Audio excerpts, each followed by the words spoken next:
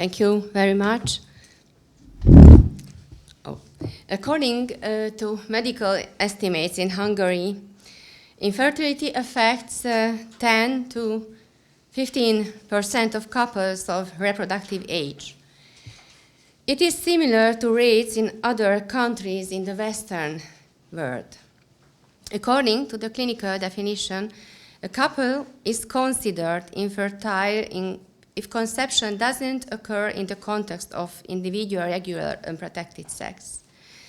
Infertility is a crisis in the lives of individuals because the experience of infertility is closely linked to both the physical and psychological well-being of the person, and it can affect the relationship and other social relations.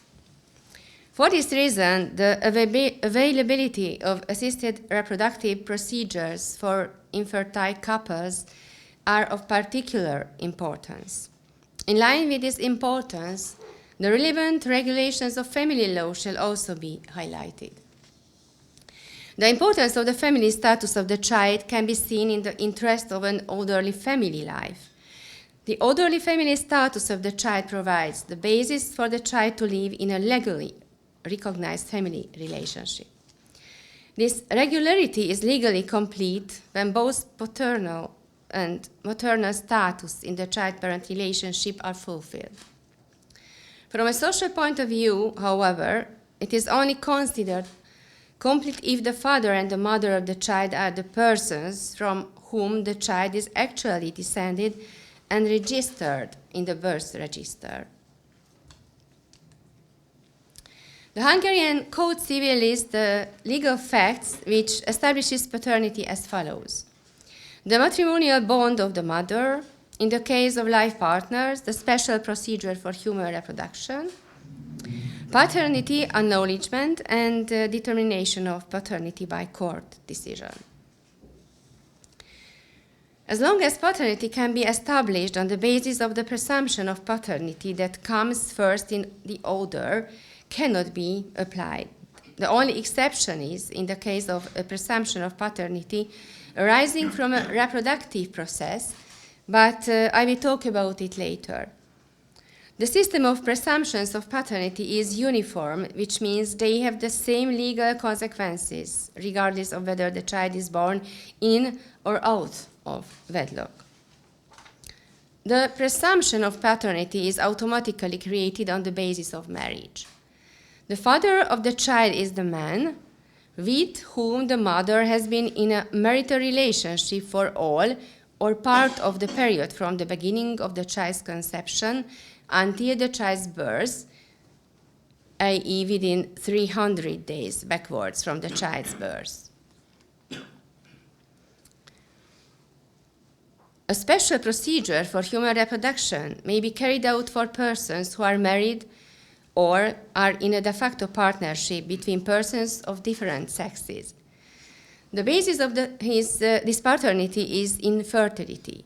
However, in the case of de facto partners, reproductive procedures are allowed if neither of the partners are in a marriage. The reason for this is that if a child born from a reproductive procedure between spouses, the paternity is based on the presumption of marriage. Consequently, the reproductive procedure itself only creates paternity in the case of de facto partners.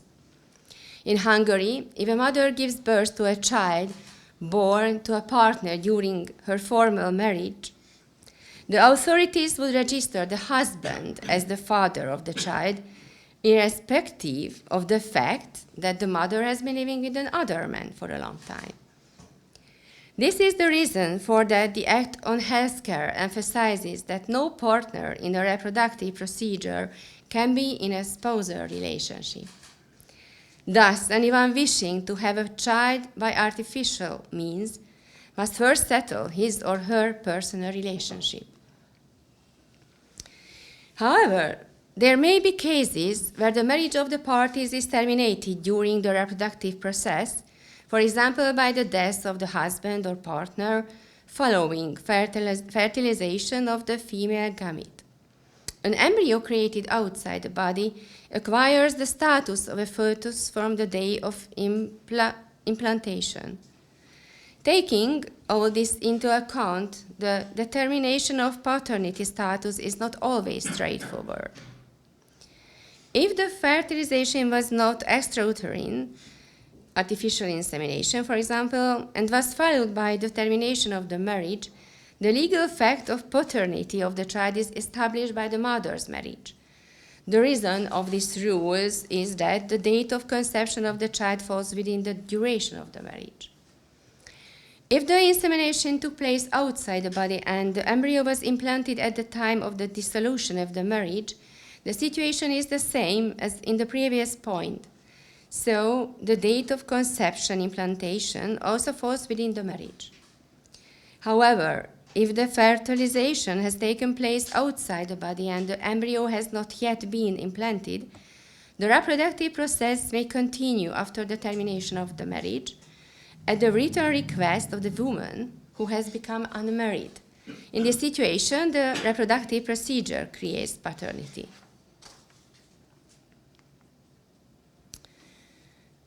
As I have mentioned before, a reproductive procedure gives rise to a presumption of paternity only if the applicants are different sex partners, none of the applicants is in a spousal relationship, the male partner is involved in the reproduction procedure, and the child is the result of a reproductive procedure.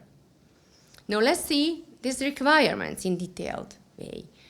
So, as mentioned above, the paternity of a child conceived in a reproductive procedure between spouses is created by the marriage of the mother and not by the reproductive procedure itself. In the case of de facto partners, a reproductive procedure can only be carried out if none of the partners are in a spousal relationship. This would be contrary to the presumed wishes and legitimate interest not only of the applicant but also of the child, namely, that the man involved in the reproductive procedure, in many cases also biologically considered to be the father, should be the legal father of the child. Reproductive procedures may be carried out after detailed oral and written information of the spouses or de facto partners upon their joint written request. The request must be made in a private document with full probative value. The existence of the partnership must be declared by the partners in a public deed. The reproduction procedure may be started or continued only on the basis of the joint written consent of the applicants after they have been informed. By the fact that the reproduction procedure can be carried out on the basis of a joint application, the applicants accept that the family status of the child born in this way is identical to that of the biological child. The male partner therefore declares his intention to participate in the reproduction procedure. The law also lays down as a further condition that the parentage must be the result of a reproductive procedure. It is possible that the medical reason for the infertility arises in the male partner and that during the reproductive process the mother becomes pregnant not as a result of the reproductive process, but as a result of a sexual intercourse with another man. According to my point of view, in such a case, the reproductive procedure doesn't give rise to a presumption of paternity, since the procreation is not the result of the reproductive procedure. The diversity of life situations mean that in certain situations there may be a conflict between the applicability of the presumption of paternity based on marriage and the presumption of paternity based on the reproductive process. These cases have been anticipated by the legislator, who has provided for them in the legislation. One such circumstance is when a woman who is a partner marries a man after a successful reproductive procedure, after becoming pregnant, but before the child is born, and not to the partner who was involved in the reproductive procedure. According to the rules, the spouse shall be considered the father of the child in such case. The situation is also similar, where the presumed period of conception, so 300 days, has not elapsed between the termination of the partner's mother's previous marriage and the birth of the child resulting from the jointly requested reproductive procedure with the partner. In both cases, the law, in accordance with the principles of reasonableness and fairness, gives priority not to the marriage, but to the reproductive procedure. So it excludes the husband's paternity. This is partly because both the mother and her partner have undergone the special procedure in order to have children together. On the other hand, it's likely that the partner is also the biological father of the child, which is neither appropriate nor justified in the present case by overriding the presumption of the paternity based on marriage.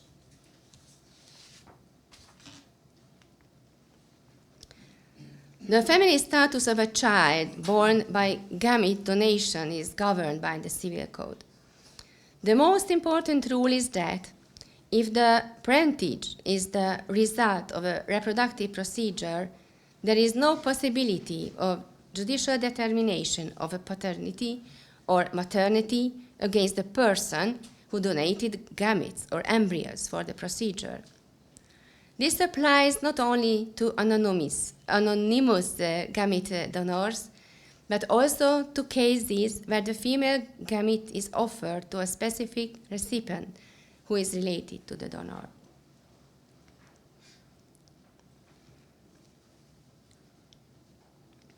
If the origin of the child is the result of a reproductive procedure, the presumption of paternity can only be challenged on formal grounds and only if the mother's husband or partner didn't consent to the procedure.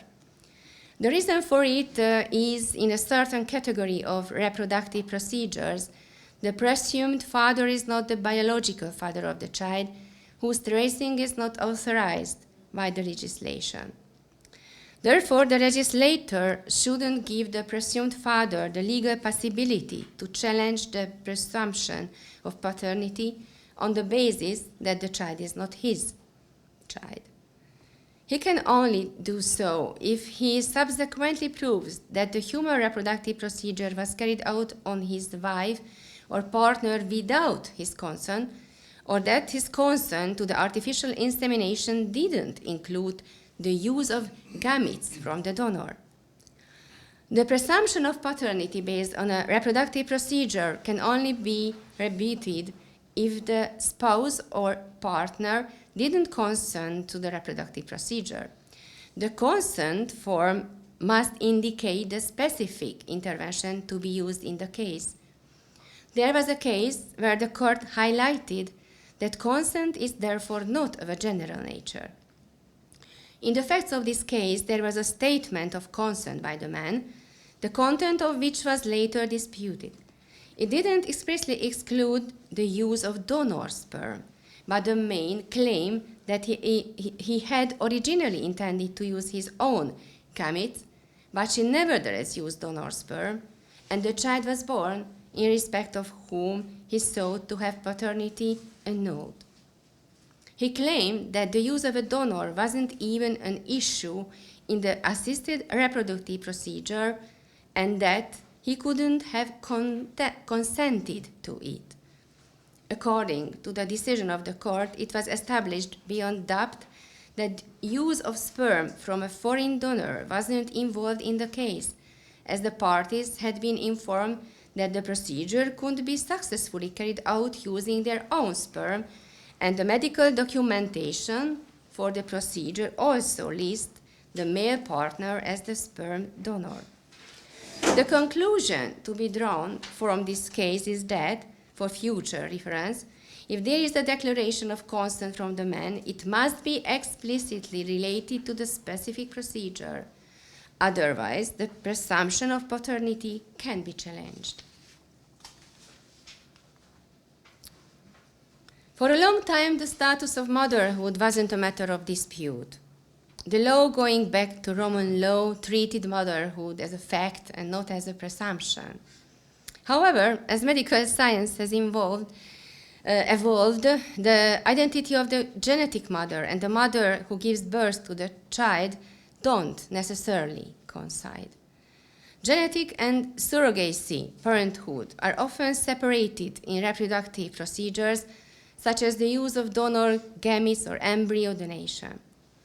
In accordance with international practice, the family law book decides the choice between birth mother and genetic mother by considering the woman who gave birth to the child as the mother.